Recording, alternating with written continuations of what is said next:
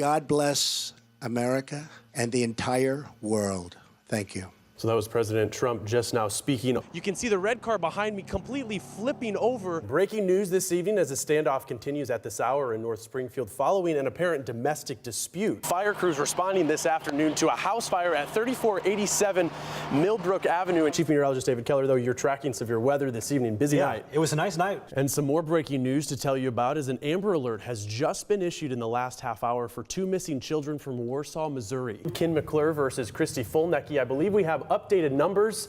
Yes, it was one of the most expensive races here in Springfield, and today at City Hall, Mayor Ken McClure was sworn in. A few months back, I sat down with Bernie Sanders and I asked him what the future looks like and if he will go all the way to the convention. Here's what he had to say. We are in this race to the end. It's not uncommon in this part of town to see the junk and debris in the middle of the road, nor is it uncommon to see the graffiti that's just behind me. Officials are saying the main problem is the break-ins of these abandoned buildings. And the Springfield Police Department, they're encouraging, even requiring people to keep their windows up and their doors locked so that those looking for a quick getaway don't end up in the driver's seat. Well, to say it's a ghost town tonight here at Hammons Field is an accurate statement, but to say tomorrow's going to be a different story is absolutely correct. It's a big night for Cardinal baseball fans, and what great weather they had this evening. Exactly right. Our John Adams is live at Hammons Field with more from the first home game of the season. It's been 7 months.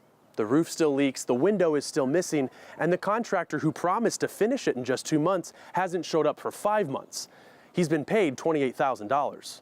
The Springfield Police Department, who are actually located just down the road. To date, the Sheriff's Department has arrested 120 criminals. Compare that to the city cops who've arrested 4 times as many. The Springfield Business Journal breaking the news that Black Sheep is looking to expand and fill the vacancy of the Sonic Drive-In on East Sunshine. It's close to the station.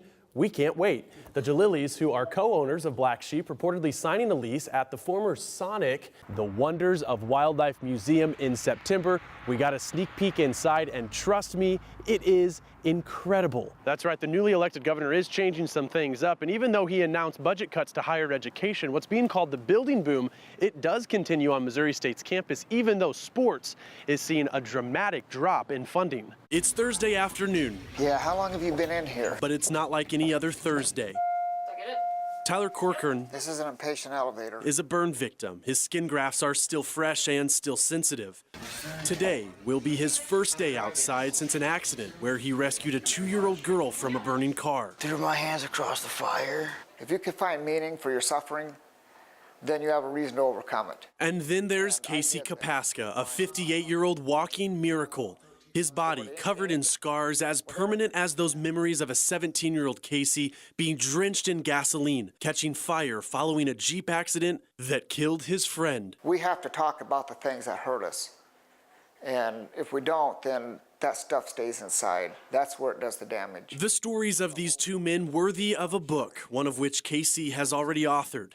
Tyler still wondering what it's like outside, away from the Mercy Burn Unit, which has served as not only a haven, but a prison. There's only so much somebody can take in a place like this. Draped with gauze and soaked in Neosporin, Casey takes Tyler down the hallway, down the elevator, and outside. Got a little bump here.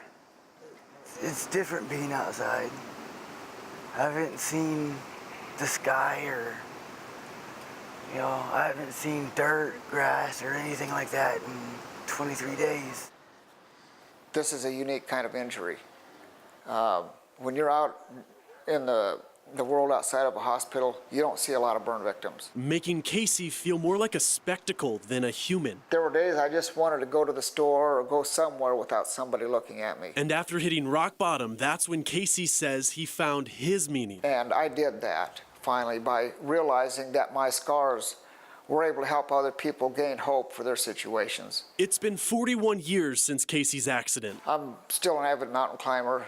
Hunt and fish. I do whatever I want to do. Casey can still type and jokes. I'm not too good at scratching my ass without fingernails, but... a lot. Oh, these nurses, they play tricks on me all the time. I wish every single burn center had a Casey.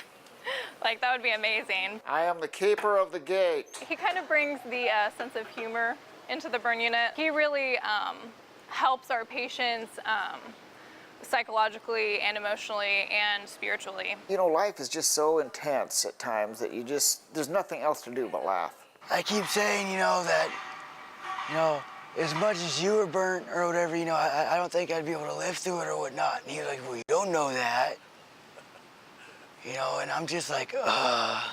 I feel like all the things that have happened in my life have culminated into this moment. A moment being spent for now at least with Tyler. His wounds continue to heal, and soon this 22-year-old will leave the Mercy Burn Unit, being transformed through the ministry of Casey. Casey, he's been a miracle worker. Now, Casey has been a chaplain at Mercy for 13 months already, helping dozens of burn victims. As far as Tyler is concerned, he continues to recover. He tells me that assuming his skin grafts take and his body continues to heal, the doctor says he'll be out in a few weeks.